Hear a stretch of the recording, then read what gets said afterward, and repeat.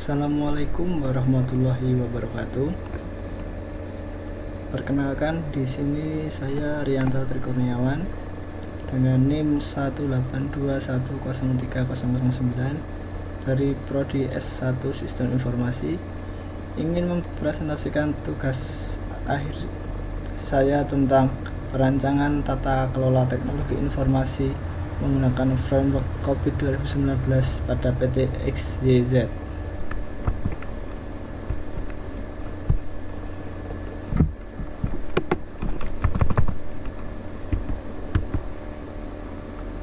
Apa itu PT XYZ? PT XYZ merupakan perusahaan di bidang jasa fabrikasi dan inspeksi. PT XYZ melayani perusahaan-perusahaan di Indonesia, baik perusahaan yang bergerak pada bidang pertambangan, pabrik pengolahan sawit, konstruksi, dan pelayaran. Latar belakang. Jadi yang melatar belakangi penelitian audit ini adalah yang pertama, karena perkembangan yang semakin maju seiring zaman dengan teknologi informasi mengakibatkan peluang dalam meningkatkan produktivitas perusahaan akan semakin besar dengan penerapan teknologi informasi yang selanjutnya disebut dengan TI. Namun keselarasan antara penerapan teknologi informasi dengan tujuan bisnis perusahaan terkadang tidak terwujudkan. Hal tersebut mengakibatkan tidak signifikannya dampak positif terhadap peningkatan performa kinerja perusahaan. Usaha dalam mendapatkan hasil dari penerapan teknologi informasi yang maksimal. Penerapan tersebut harus sudah direncanakan dan dilengkapi pengelolaan dengan baik sehingga dari penerapan tersebut manfaat yang dihasilkan akan sesuai dari tujuan perusahaan dengan pengeluaran yang perusahaan itu keluarkan, atau maksudnya masih menyimpang gitu, jalannya masih belum menyatu antara visi misi perusahaan tersebut. Kemudian dalam memenuhi tujuan tersebut, maka di sini tata kelola harus terfokus pada performa kinerja TI dalam memenuhi kebutuhan perusahaan dalam jangka panjang dari sisi internal maupun eksternal perusahaan tersebut. Nah, oleh karenanya di sini COVID 2019 merupakan framework yang dirilis oleh Ethics Governance Institute atau ITGI, dapat digunakan secara internasional. COVID dapat digunakan perusahaan dalam mengontrol penerapan TI dalam perusahaan dan memudahkan kita dalam menentukan langkah yang akan diambil atau proses penting nantinya yang akan digunakan pada perusahaan tersebut. Selanjutnya, desain faktor 1 atau enterprise strategy. Desain faktor 1 enterprise strategy mengidentifikasi strategi perusahaan yang diterapkan PT XYZ dari 4 strategi yang telah disediakan oleh COVID 2019. Hasil identifikasi desain faktor 1 tertera pada gambar yang dapat kita lihat bersama ini, yaitu dengan hasil growth atau acquisition dengan nilai importance 5, yaitu berarti tingkat kepentingannya sangat penting atau important. Kemudian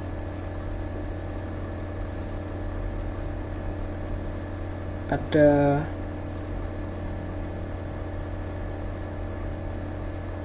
strategi innovation bernilai 3, dikarenakan PT XYZ hanya melakukan pekerjaan berdasarkan keinginan dari klien saja.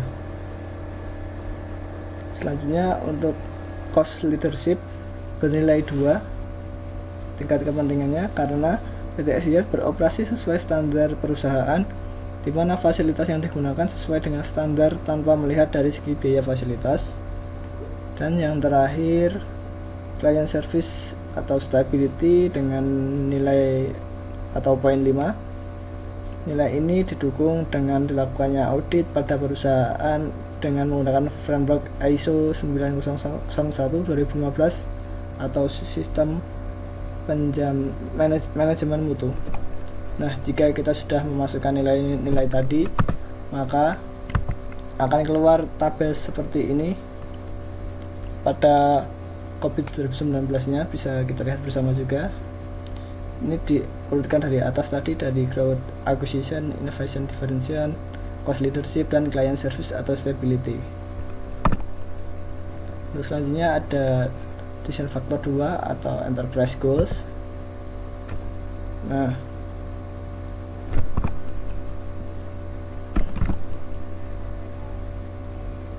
pada desain faktor 2 enterprise goal, PT XYZ mengidentifikasi tujuan perusahaan yang mendukung strategi perusahaan yang telah diidentifikasi pada tahap sebelumnya. Hasil identifikasi desain faktor 2 bisa kita lihat bersama pada slide ini. Yang pertama itu ada value mulai dari EG01 sampai dengan EG13 dengan nilai importance yang bisa dilihat atau value-nya bisa dilihat. Setelah kita memasukkan angka-angka ini, nanti juga akan muncul atau chart seperti yang ada di samping ini mengenai desain faktor 2 atau enterprise goals.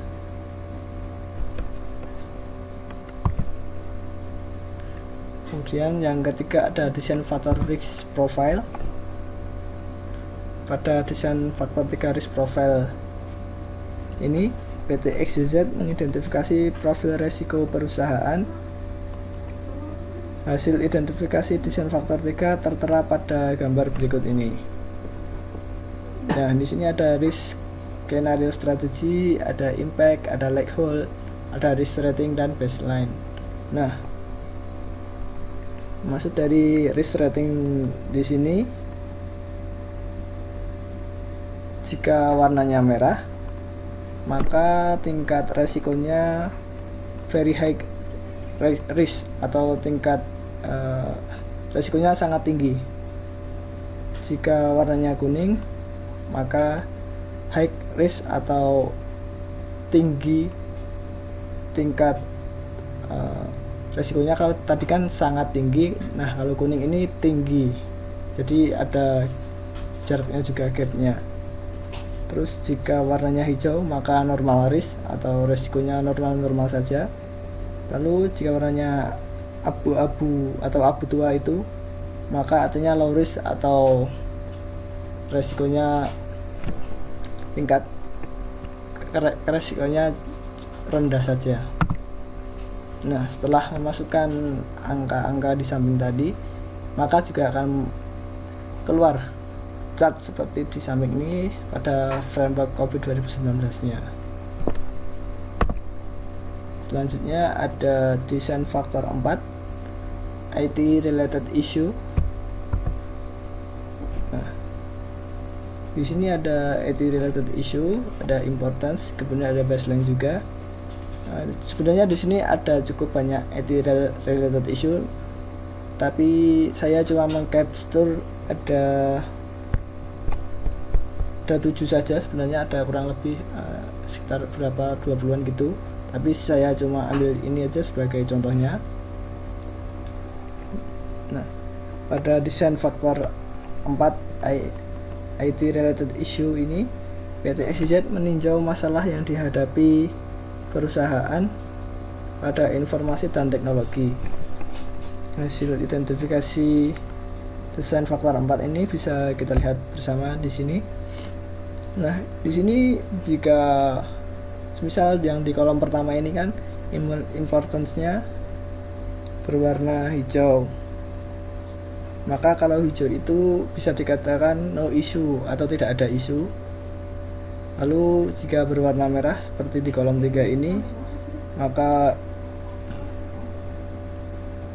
serius isu atau isunya sangat serius dan perlu segera ditanggapi. Dan jika berwarna kuning seperti kolom 4 dan 7 ini, maka ada isu tapi tidak terlalu serius, jadi ada bedanya. Nah, setelah memasukkan angka-angka tadi di situ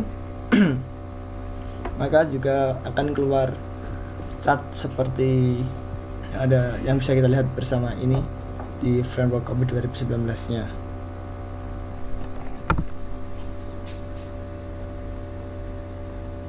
Nah, Setelah kita masukkan tadi mulai desain faktor 1, desain faktor 2, dan desain faktor 3 dan desain faktor 4, sebenarnya ada sampai desain faktor ke 10 atau 11. Nah, di sini langsung saja result from all design faktor. Ini ada 2 slide ya teman-teman. Ini gabungannya dari yang slide di sini. Nah, setelah semua informasi yang dikumpulkan pada tahap sebelumnya disatukan pada tahap ini dalam bentuk sebuah desain tata kelola, berikut merupakan yang bisa kita lihat bersama ini adalah hasil desain tata kelola PT XYZ. Core model yang terdiri dari 40 proses tersebut memiliki nilai yang berbeda-beda karena nilai tersebut dipengaruhi oleh nilai yang telah dimasukkan pada desain faktor 1 hingga ke 11. Nilai yang terdiri dari nilai 100 hingga minus 55 bisa kita lihat bersama juga.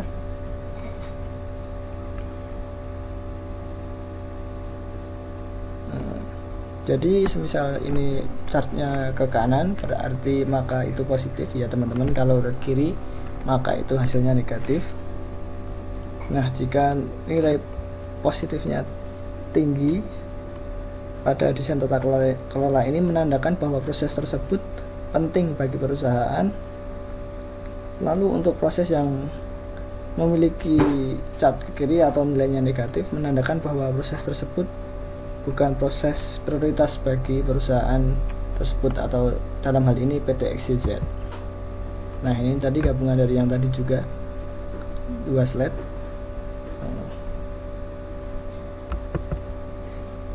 Terus setelah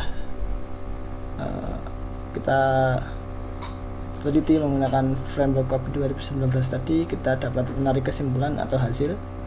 Kesimpulan dari penelitian ini adalah terdapat 5 proses penting yang didapatkan dari perancangan tata kelola teknologi informasi pada PT XYZ. 5 proses tersebut adalah: yang pertama ada P006 atau manage budget and cost atau manajemen budget kita dan cost. Lalu ada APO 09, itu ada manage service agreement. Yang ketiga ada AP 012 manage risk. Lalu yang keempat ada PAI 04 manage availability and capacity. Lalu yang terakhir ada PAI 11 manage project. Nah, mungkin hasil dari framework copy 2019 tadi menghasilkan hasil seperti ini ya teman-teman, bisa kita lihat bersama juga. Ada 5 proses penting yang dapat dilakukan untuk tata kelola teknologi informasi untuk PT XYZ ke depannya. Mungkin sekian presentasi dari saya. Bila ada kurang lebihnya atau ada salah kata dari saya ucapkan mohon maaf. Taufiq wa hidayah. Wassalamualaikum warahmatullahi wabarakatuh. Terima kasih.